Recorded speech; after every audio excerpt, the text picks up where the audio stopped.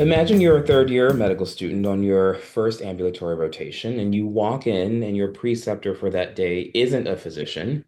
It's a nurse practitioner or a midwife with at least 15 to 20 years of experience and a caseload that would make most residents or attendings quiver and sweat. What would you do, and how would you handle that? And more importantly, what would that nurse practitioner or midwife do with you? So, welcome to our next episode of Med Matters. I'm your host, Omar Young, and I'll let Dr. Sripad introduce himself. Abhishek Sripad, glad to be back and excited for a discussion today. So, at the time of this recording, it is post-match day. So, congratulations to all the recent medical students that have matched and all the program directors that can take a sigh of relief, at least for the next 3.5 months. Today's a really interesting episode. We have two amazing guests on the podcast today. There's Erin Huprich and Meg Berreth, two of our amazing APPs here at UNC. I will let Erin and Meg introduce themselves. Erin? Sure. Hi, I'm Erin Huprich, and I am a women's health nurse practitioner, and I have been practicing 3 years in general obstetrics and gynecology in private practice, and for the last 9 years have been at maternal fetal medicine here at UNC. And Meg?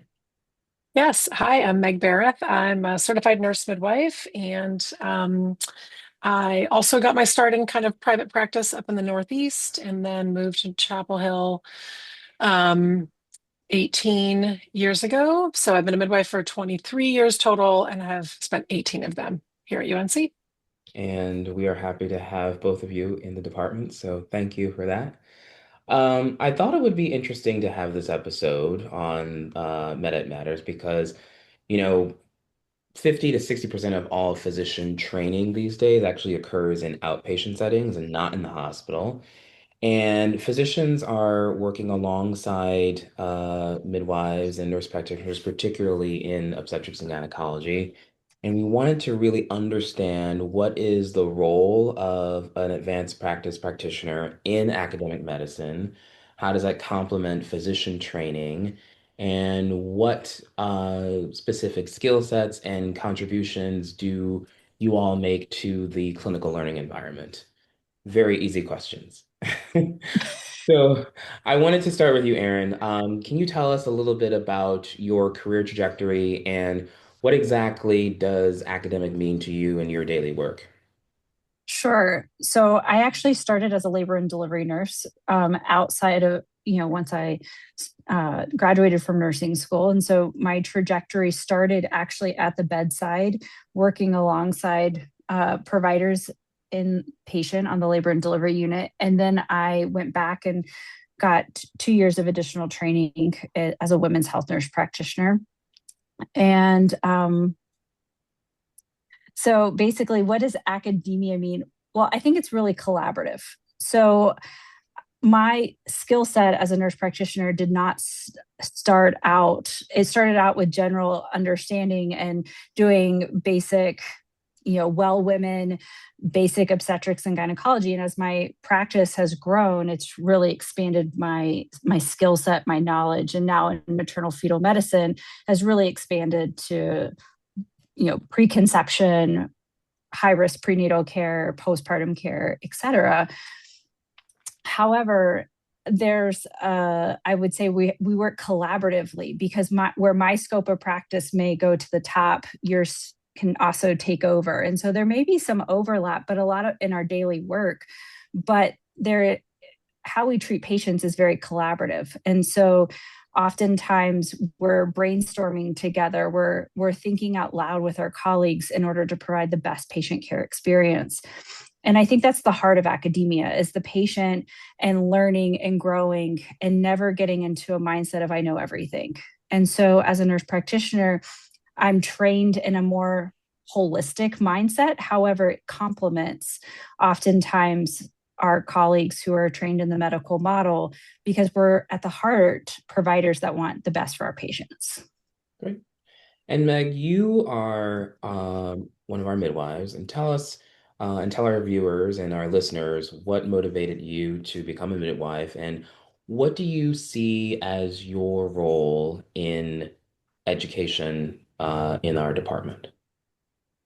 Yeah, well, I had kind of an atypical journey to midwifery, and that I actually don't tell anyone. I was never a labor and delivery nurse, which is how most midwives get their start. I did an undergraduate degree in Eastern religion. And at some point, pretty soon after graduation, I was working outpatient in women's healthcare clinics, and sort of my passion for reproductive rights and women's healthcare access exposed me to working with nurse practitioners and midwives. And I applied to midwifery school, having actually never been at a birth, which is also not very typical. But I just sort of did the math, and for a little extra schooling, I could have that as well as the options for being a women's health NP. And while waiting to hear from schools, I actually went to my first birth and was pretty smitten with that whole process. So, but I I should really hope got so my, since you stayed in I midwifery. know, hopefully I liked it, right? It's ironic to me. So many of my friends I studied with don't still catch babies, but I love the variety of that. But I really came to this with a real passion and drive towards actually outpatient and GYN care, and reproductive rights and access. So that's sort of where my interesting path towards it. And I've always loved the both that I get to do both outpatient and inpatient. It's um, a really nice variety for me. Um, oh gosh, there was a second part to that question. Yeah, so in your role, how would you say education happens? What are your teaching responsibilities and what are your thoughts on education in their capacity? Yeah. Well, so I mean, we definitely have midwife students, so which is a big part of our practice here, and we're really committed to growing the midwifery and nurse practitioner and PA, APP workforce, if you will. But also, we take the midwives at UNC are really a big player in resident education as well as med student education as well, mainly in the inpatient role, although, we certainly could do outpatient as well. But and so I think we really try to be the experts in normal birth and sort of bring that expertise to the table whenever we can. Cool, cool. So, Erin, can you walk us through a typical day of teaching? Like, who are you teaching? What is your format? And how do you feel that works for you in your clinical setting? Sure. So I'm an ambulatory only. So unlike Meg, who is inpatient and outpatient, I'm ambulatory only. And I've had learners from, med school, residents, fellows, uh, and also other APP like PA and NP schools. So I have had a variety of learners throughout my career. I typically start with kind of huddling. What are their goals? What are their expectations? And how do they like to learn? Do they feel comfortable with certain aspects of care? Do they want to shadow me to get the lay of the land and how we discuss things? Are they a verbal processor? Are they auditory, or are they, kind of hands-on? Because I do think that meeting them where they learn best is helpful. And so then also not just throwing them into a patient experience and feeling overwhelmed, but maybe we go in together, and oftentimes I'll watch them kind of do patient history and so forth. And then we'll circle back afterwards and say, that was great. What do you think was, if I wasn't watching, is there anything that you would do differently or that you feel like you missed? And kind of walk through the situation. In my setting for high risk obstetrics, there's a lot to do and cover, and I oftentimes want to express to them that you're not going to hit every point, you're not going to know everything, and that's important to give yourself grace, but also to ask questions when you don't.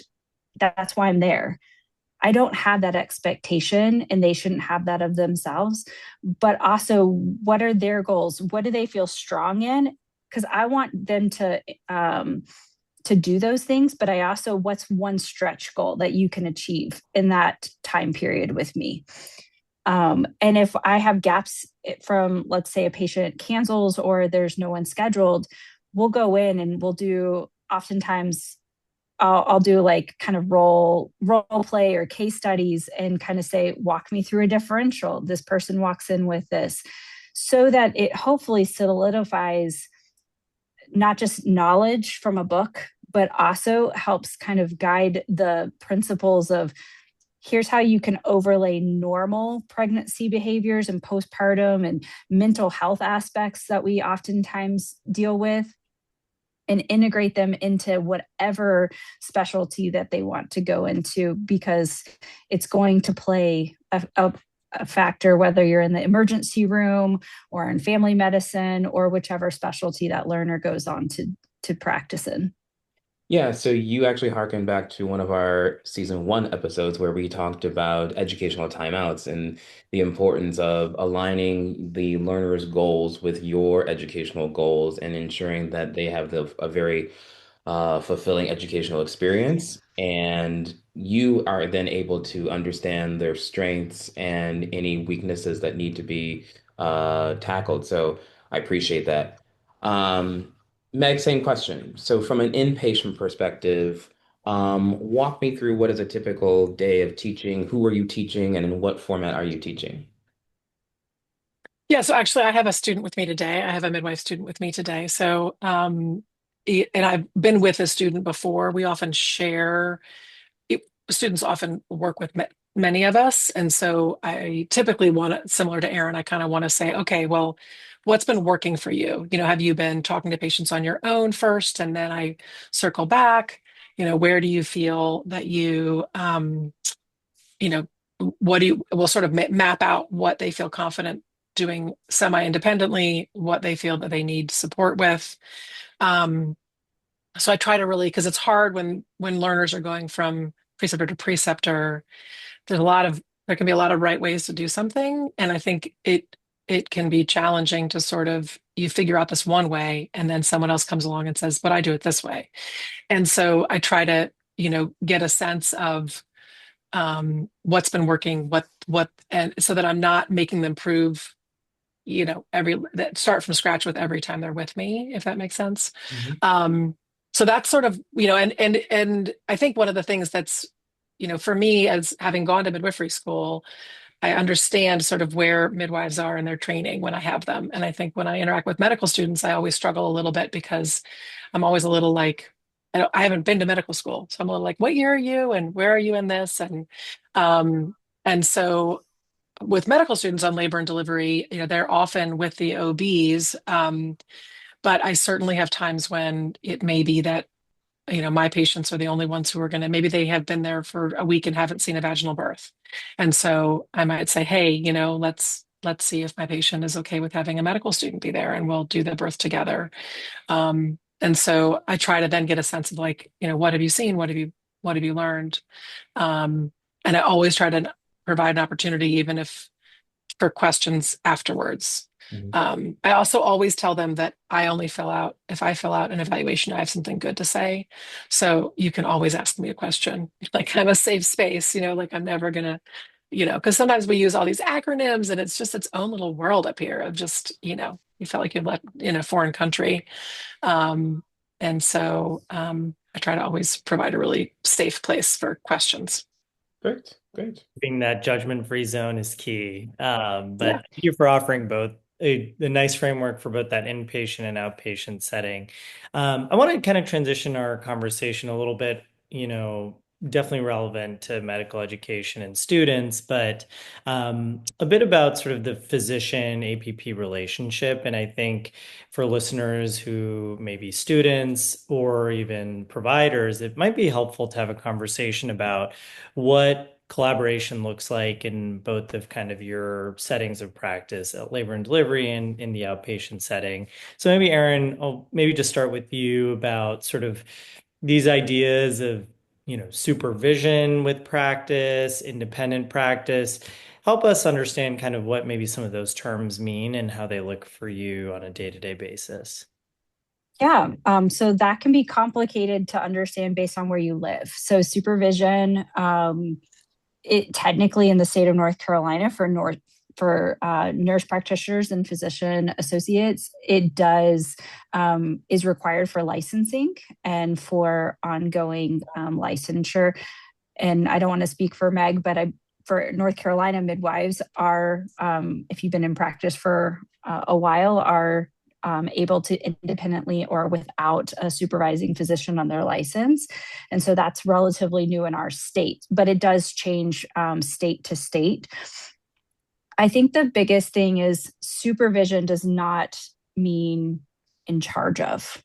And I think that there's a somewhat of a misunderstanding depending on who you go with about if I am linked to this person, I am in charge of them or they're mine. And that framework doesn't create much collegiality or feelings of collaboration when you have just made it hierarchical. And so that the language, I think, has some improvement. So I oftentimes will focus on, I have a collaborating provider or collaborative physician that's on my license.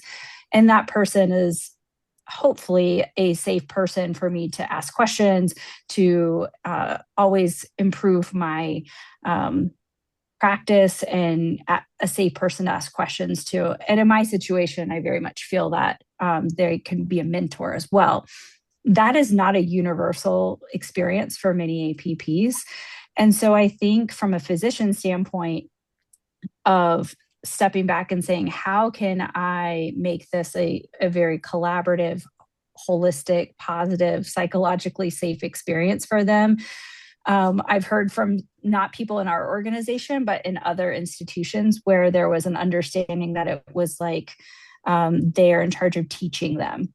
And so we have to do biannual write-ups after we're, just very brief sentences. And they were asking for these like full-on SBARs or full-on papers as if they were a student or their resident.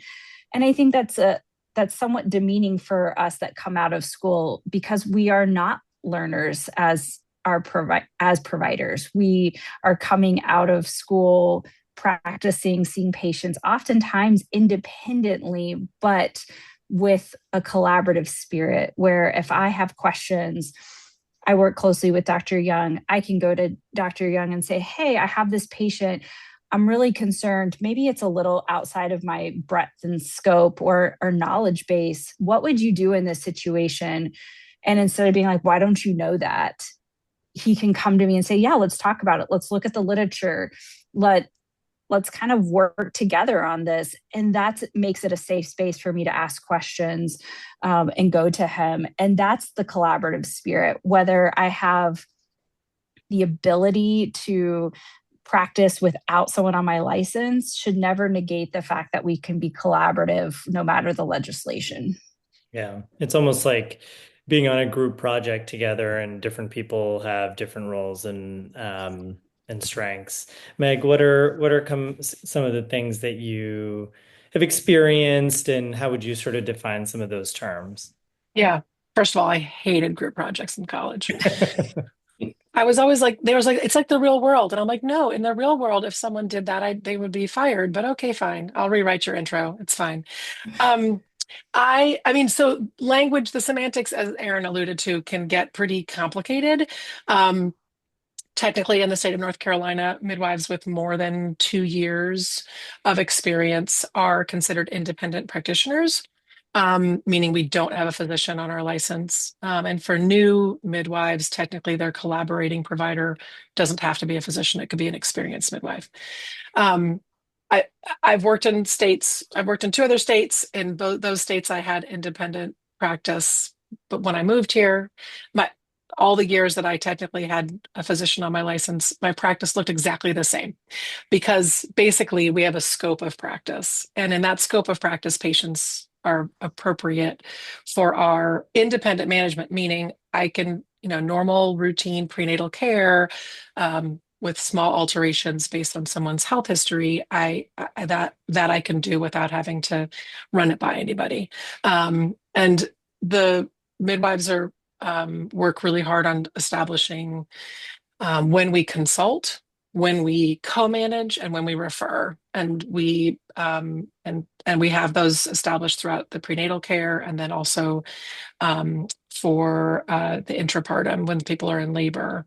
And although, I had a particular physician on my license for many years, that person was rarely the person who was on labor and delivery when I needed to consult, co-manage, or refer. And to be more specific, consulting would be, here's something that is outside my scope. I'd like you to give me your opinion. I will continue to manage this patient, but if you could weigh in on this issue. And sometimes we think it'll be a consult, and then it turns into a, well, actually this is more involved than we thought. Um, Co-managing would be that we continue to, both the physician and the midwife both are involved, typically the midwife managing the normal low risk part and the physician seeing the patient with some regularity. And referral would be just like what it sounds like, where we say, okay, well, this has gotten pretty complicated, and or right off the bat, this is more complicated than is appropriate for our training and our expertise. And so we do all of those things every day on labor and delivery. And that's one of the things I've just love about being at UNC, is that safety net of being able to, work really hard to give low risk patients and moderate risk patients that, low risk experience, but also knowing that I can consult and get people involved if things get more complicated. And so, we talk about collaboration a lot, and I think we collaborate all the time, but again, we sort of have those levels of consult, co-management, or referral. Sure. And that's, painting a really healthy picture of how, this team works together.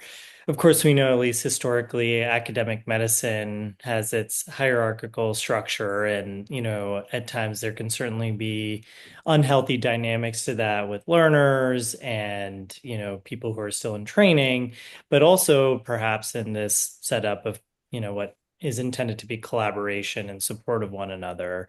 Thinking about a listener who may be navigating sort of a physician APP dynamic that doesn't have the healthy components we've talked about, do you have any advice or how to kind of identify where we can, establish a more healthy collaborative framework within academic medicine as a whole, given some of the issues with hierarchy within our field? I'll take that one. I think it's hard. I think medicine is very hierarchical, and I think, and I've seen that be handled very differently throughout my career. The difference in the way, in a good way. Like, I just feel like there's been such an improvement in how we communicate with each other as a team. I think that the so much of it is, particularly in obstetrics, there's just a lot of anxiety. There's a lot of fear. We deal with a very, unpredictable situation. Things can go sideways very quickly on labor and delivery, and things that didn't we thought would go one way can go another. And so I think some of that would be, I always try to make sure I'm building trust and with the people around me, and that they know that I will come to them um if I think that I'm outside my depth, but also try to create a relationship where I would say we can disagree about the best management plan, but we have to treat each other respectfully. And I think understanding that sometimes in the heat of the moment that may not happen, and letting people, have, but asking for communication to be done differently if needed after the fact. But it is, yeah. I think it's we need each other, and I feel like the best relationships I've ever had with physicians is where we acknowledge our own expertise and sort of what we bring to the table. And I don't for one second pretend that I can do a C-section or turn a breech baby or repair a really significant laceration, but I also want to work in a setting where my expertise as a low risk birth specialist are also acknowledged, and that there are things that we bring to the table that are unique and special as well. And so I've stayed here at UNC for all this time because that's what I feel when I'm here. And I will also just say that the Northeast was a very different vibe obstetrically. And so I think that was a really nice change too. I once had an attending say to me, and I'm not making this up, I would do your plan, Meg, if I didn't own my home. But since I own my home and I don't want to lose my home, I'm going to do my plan. Wow. So, this fear of litigation and sort of worry about, how it was just so ever present. And it was really, so if you're going into OB, don't leave the area. And for our listeners from the Northeast, we love you too. We love you. Sorry. You're bringing me back to residency. Yeah. Sorry. Yeah. No. I think it's important to recognize, though, your point about identifying, especially in debrief, what went well, what didn't, and understanding patterns, which might be institution specific or even more broad, I think are very, very good points.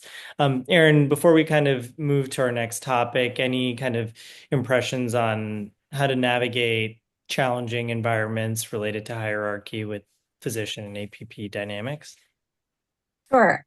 I mean, I think the hope is that as APPs become more prevalent, and there's multiple studies that say in the next decade, APPs are going to potentially make up more than 50% of the provider workforce. So if you are a learner, I really hope that if you don't have exposure to APPs, you should investigate, because most likely your practice in the future is going to be in collaboration with or consist of some form of APPs. And so if you're not getting that exposure, I would encourage to seek that out. But from a healthy standpoint, I think it's something to do with institutional culture as well. And so looking for the trust and collaboration. And when that's not seen, I think stepping back and looking and acknowledging it. That was not a healthy interaction. That's not something I want to model or partake in. What's something that could be different? So over time, for example, when I first started, I had a physician say, "I don't even know what to do with you. I don't know what you can do. I don't." And I just stepped back and I said, "Well, I can do a lot. Let's learn. Let me talk to you together. And if I need to prove something to you, then come in the room with me." But what's fascinating is when we step back and say, "Well, what's best for the patient?" Especially in my practice, continuity is something, building trust with a patient, building continuity with them. And I tell them, I love you Monday through Friday, 8 to 5, but I'm not going to be there for your delivery. I don't do nights. I don't do weekends. I don't do holidays. But when you are here, you're going to feel known and you're going to be seen, and depth over kind of horizontal relationship. And so I think it's really important to think about your team players that are especially in the ambulatory space that are there almost every day, because they are your consistent factors. So looking at their practice, looking at how they interact with patients, their nursing teams, not just the physicians, but looking at the clinic interplay and relationships, and how in a really healthy relationship, they should kind of be a pretty central force. Yeah. And it's such a good point that we don't, from the physician standpoint, Dr. Young, correct me if I'm wrong, if you had a different experience, but I never got a class on how to, collaborate and use the strengths of the PAs I would work with, NPs, midwives throughout my training and, practice. I kind of saw how other people did it and figured that was the way to go. And then when I showed up at my first job, I had to sign a paper that, was, in supervision of, two awesome APPs, but I didn't really get any direction on that. I don't know if you had a different experience. No, I never got any classes on how to collaborate with any other physician. So here we But Erin, you bring up a good point. And so with the number of APPs in the workforce in the next few years, this brings up the idea of something called the hidden curriculum, something that med students are aware of, things that they need to know but aren't necessarily openly taught. And this is not just in medical school, but it's in lots of other educational venues. And so my question to the both of you is, what is the hidden curriculum in this setting, aka what can APPs teach medical students, residents, fellows that physicians can't? Well, I will. What's your Uh, superpower, Meg? I know you I have know, one. I know. It's always okay. I will just say that whenever asked, I get asked all the time. How are you different than a doctor? I had a doctor with my last baby, and I always struggle with how to like toot the horn of midwifery without in any way maligning or being negative towards my physician colleagues who I need desperately. So to be clear, I think I will mention some things, but there are plenty of examples of doctors who already do these things better than I do, and there are plenty of examples of midwives who probably could use a brush up.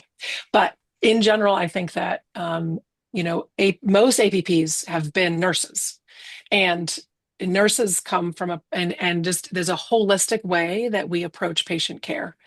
Um, Midwifery is its own philosophy and approach to pregnancy, childbirth, GYN care, postpartum. And so I think that we do an exceptional job of partnering with our patients, of communicating with our patients. I just was in a room with a patient who was declining my recommendations, as so often they do. And her mother said, "Thank you so much for sitting down when you were talking to me, for talking to us. I really felt like you took time." It's little things, but there's just a way that I think we can really show patients that we really are trying to meet them where they are, wherever that is. And in the case of obstetrics, I think really focusing on the normalcy of the process whenever that is happening, when there is any normal to celebrate. Um, and so I think that we there's a lot to be learned in that sort of patient interaction space, um, for sure. I'll let Yeah. you.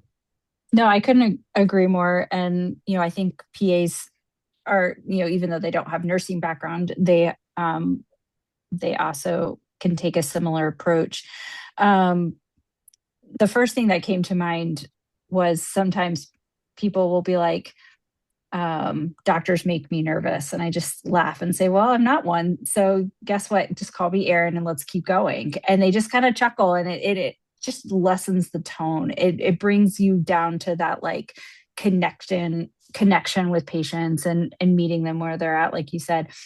I would also, when you ask that question, say the first thing that came to mind is I live this every day. And so, like in the ambulatory space, a lot of times your APPs are going to have the hidden tricks like, hey, how do I document that? Or what's the fast track? Because they have to be efficient in order to do the workflows and the job functions in a meaningful but yet efficient way. Mhm.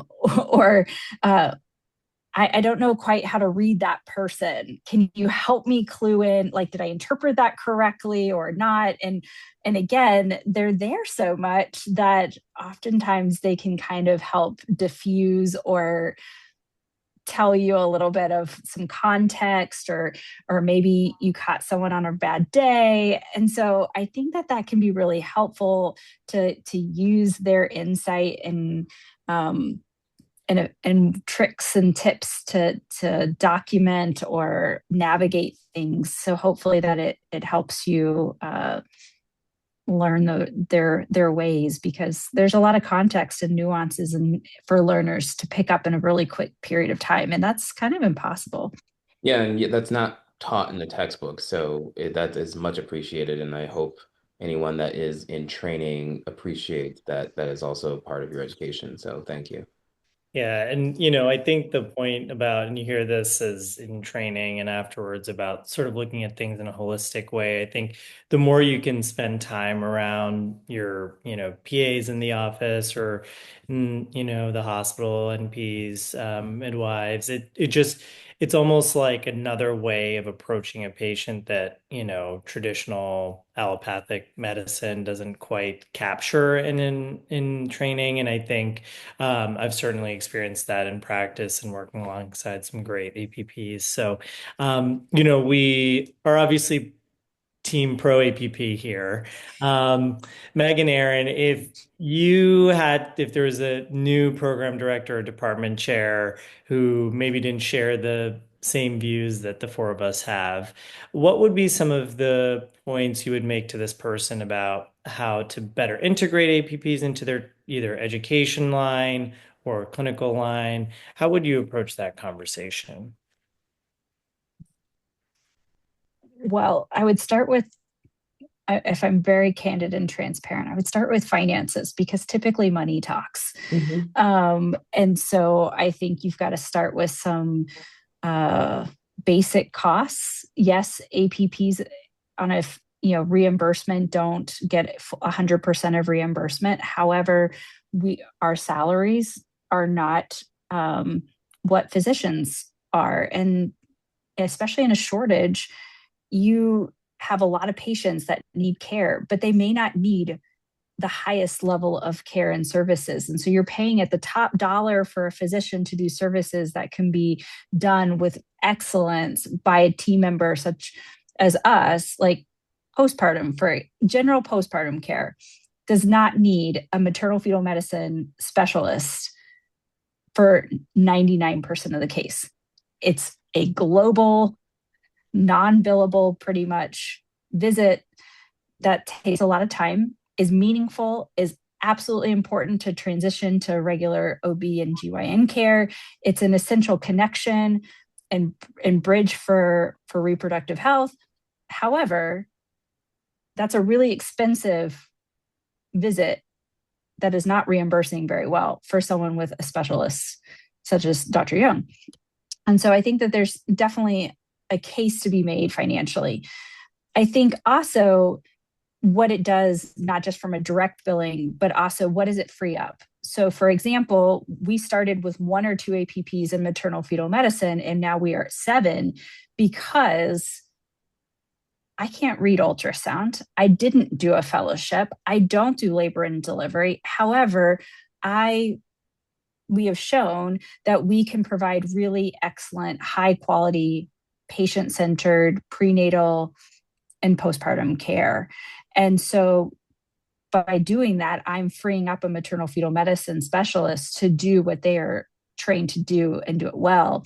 And they generate a lot better revenue for the system by doing their top of skill set as well as mine.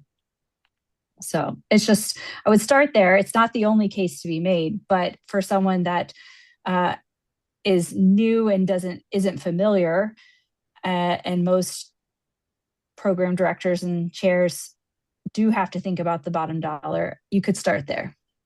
And I think that's a great practical way that, kind of gets your seat at the table when nothing else works. Meg, what thoughts do you have maybe about approaching that conversation? Yeah, I mean, I feel like Erin, I think that, midwives, we love normal, and I about every year or two, one of our graduating chiefs will come to me and say, "Hey, I've got this. I'm allowed to do this month where I do whatever I want. Could I come watch you in clinic?" I'm like, "Watch me in clinic. You are so well trained. What could I possibly teach you?" But I think sometimes when people are going out, we do in general to be what we call generalists here, which before I was in academic medicine, I just called a doctor. But anyway, they when they're doing general OBGYN, there's like, what do you talk to a 20-weeker about who doesn't have hypertension or diabetes or, and I'm like, oh, no problem. Well, that I can teach you. So I think there is, as Erin was alluding to, a lot of people are, a lot of physicians are really, really highly trained. And I think the likelihood that a physician will love complex surgery and love complicated sick patients and also get really stoked to go see a patient who just had a normal vaginal delivery with normal blood loss and is having a hard time getting her baby to breastfeed, the likelihood that that's going to be the thing that they want to do that day when the next day they're going to do some it's just not how people are made, and so we really allow a lot of, again, we free up people to be doing the things that they have the skills for. I also, the other reality is that midwifery in particular is part of the marketplace. People do their research. People want to have midwives at their births. And if you don't have a midwifery service, you're going to lose patients who are going to go somewhere that does. So there's just that, basic, there's part of the market of people looking for midwives. And so having a midwifery service allows you to keep those patients. And a lot of people who start, there's a lot of evidence that when pregnant people engage in the healthcare system and where they have their children, they typically then make a lot of the healthcare decisions for their entire family. And so that can bleed into other services. We also refer patients a lot, I mean, so if I have GYN patients that get complicated and need surgery. And so we can be a funnel towards those more high reimbursing and more complicated cases. I would also, to Meg's point too, just to toot her own horn and what she said about midwifery and patients seeking it out, is there's also great literature about quality and lower C-section rate, just certain metrics that make your institution look good. And as a chair and program director, you want those things reflecting on you, and those patient satisfiers and those quality scores, I think, are really important to hone in on, and the literature does speak to that. Mm-hmm. And it's important just for learners to recognize that not everything is a disaster. The vast majority of time, things go well, but you need to know how to do things well. And so I think that's really important just to emphasize for our trainees that are listening or watching. So I want to do something a little bit different that we haven't done necessarily on previous episodes. We're going to do a little bit of rapid fire. So this is just a series of questions for both of you. No more than 30 to 60 seconds to answer, but what the first thing that comes to mind.